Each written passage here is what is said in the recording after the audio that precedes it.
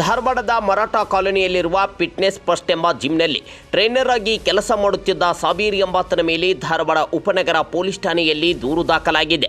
ಸಾಬೀರ್ ಎಂಬಾತ fitness first ಎಂಬ ಜಿಮ್ನಲ್ಲಿ trainer ಆಗಿ ಕೆಲಸ ಮಾಡುತ್ತಿದ್ದ. ಜಿಮ್ಗೆ ಬರುತ್ತಿದ್ದ ಮಹಿಳೆಯರಿಗೆ ಬ್ಯಾಡ್ ಟಚ್ ಮಾಡುವ ಮೂಲಕ ಮಹಿಳೆಯರನ್ನ ದುರುದ್ದೇಶದಿಂದ ನೋಡುತ್ತಿದ್ದ.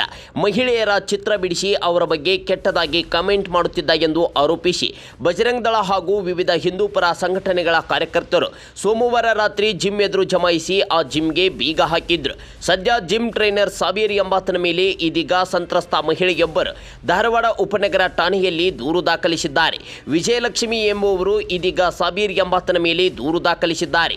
ಈ ಸಾಬೀರ್ ಎಂಬಾತ ಜಿಮ್ಗೆ ಬರುವ ಮಹಿಳೆಯರಿಗೆ ಬ್ಯಾಡ್ ಟಚ್ ಮಾಡುವುದು, ಮಹಿಳೆಯರ ಶರೀರದ ಬಗ್ಗೆ ವರ್ಣನೆ ಮಾಡುವುದು, ಖಾಸಗಿ ಅಂಗದ ಬಗ್ಗೆ ಕೆಟ್ಟದಾಗಿ ಮಾತನಾಡುವುದನ್ನು ಮಾಡುತ್ತಿದ್ದ ಎಂದು ವಿಜಯಲಕ್ಷ್ಮಿ ಅವರು ಸದ್ಯ ಉಪನಗರ ಠಾಣೆಯಲ್ಲಿ ದೂರು ದಾಖಲಿಸಿದ್ದು, ಪೊಲೀಸರು ಯಾವ ರೀತಿಯ ಕ್ರಮ ಕೈಗೊಳ್ಳುತ್ತಾರೆ ಎಂಬುದನ್ನು ಕಾದು ನೋಡಬೇಕಿದೆ.